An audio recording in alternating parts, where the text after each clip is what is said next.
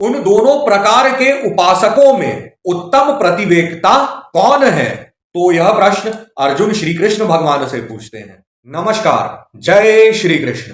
कल तक हमने श्रीमद् भगवद गीता के 11वें अध्याय विश्व रूप दर्शन योग के 51 से लेकर 55 तक के श्लोक व उनका हिंदी में व्याख्यान सुना, जिनमें 51 से लेकर 55 तक के श्लोकों में बिना अनन्य भक्ति के चतुर्भुज रूप के दर्शन की दुर्लभता का और फल सहित अनन्य भक्ति का कथन है, और साथ ही साथ पूर्ण हुआ 11वां अध्याय विश्व रूप दर्शन योग। आज प्रारंभ होगा श्रीमद् भगवद गीता का 12वां अध्याय भक्ति योग, जिसके हम 1 से लेकर 6 तक के श्लोक व उनका हिंदी में व्याख्यान सुनेंगे, जिनमें 1 से लेकर 12 तक के श्लोकों में साकार और निराकार के उपासों की उत्तमता का निर्णय और भगवत प्राप्ति के उपाय का विषय है। तो चलिए प्रारंभ करते हैं। जय श्री कृष्ण, श्री परमात्मने नमः। 12वें अध्याय का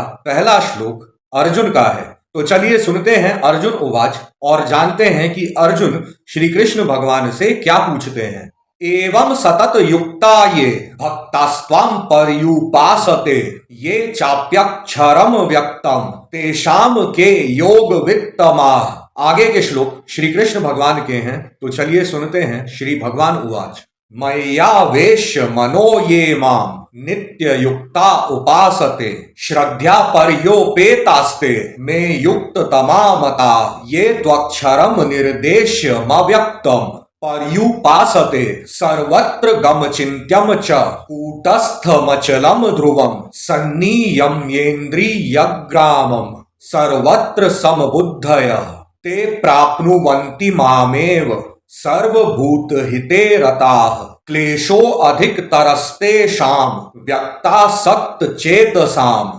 अव्यक्ता हि गतिर्दुःखम् देहवद्भिरवाप्यते ये तु सर्वाणि कर्माणि मयि सन्न्यस्य मत्पराः अनन्येनैव योगेन माम् ध्यायन्त उपासते। यहाँ पर पूर्ण होते हैं 1 से 6 तक के श्लोक। चलिए अब उनका हिंदी में व्याख्यान सुनते हैं। पहले श्लोक में अर्जुन श्री कृष्ण भगवान से पूछते हैं। अर्जुन बोले, जो अनन्य प्रेमी भक्तजन पूर्वोक्त प्रकार से निरंतर आपके भजन ध्यान में लगे रहकर आप सगुण रूप परमेश्वर को और दूसरे जो केवल अविनाशी सच्चिदानंदघन निराकार ब्रह्म को ही अतिश्रेष्ठ भाव से भजते हैं, उन दोनों प्रकार के उपासकों में उत्तम प्रतिवेक्ता कौन है? तो यह प्रश्न अर्जुन श्री कृष्ण भगवान से पूछते हैं। आगे श्री कृष्ण भगवान बोले, हे अर्जुन, मुझ में मन को एकाग्र करके निरंतर मेरे भजन ध्यान में लगे हुए जो भक्तजन अतिशय श्रेष्ठ श्रद्धा से युक्त होकर मुझ सगुण रूप परमेश्वर को भजते हैं, वे मुझको योगियों में अति उत्तम योगी मान्य हैं। परंतु जो पुरुष इंद्रियों के समुदाय को भली प्रकार वश में करके मन बुद्धि से परे सर्वव्यापी अकथनीय स्वरूप और सदा एक रस रहने वाले नित्य अचल निराकार अविनाशी सच्चिदानंदघन ब्रह्म को निरंतर एक ही भाव से ध्यान करते हुए भजते हैं, वे संपूर्ण भूतों के हित में रत और सब में समान भाव वाले योगी मुझको ही प्राप्त होते हैं।